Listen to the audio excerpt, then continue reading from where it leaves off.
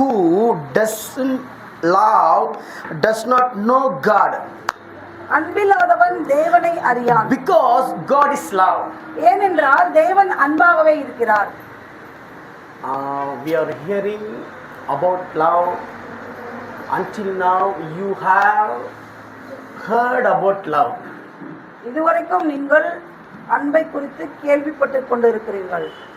But what is the reality of love? ஆனா அன்பின் உண்மைத்தன்மை என்ன?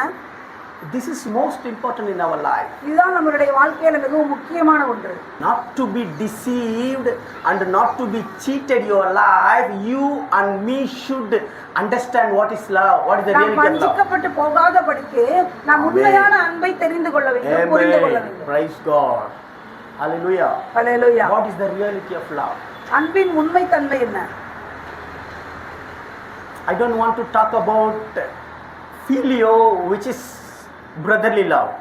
நான் ஃபீலியோ என்கிற சகோதர அன்பை பற்றி பேச விரும்பவில்லை. At the same time, I don't want to talk about what it is called family love, stargate.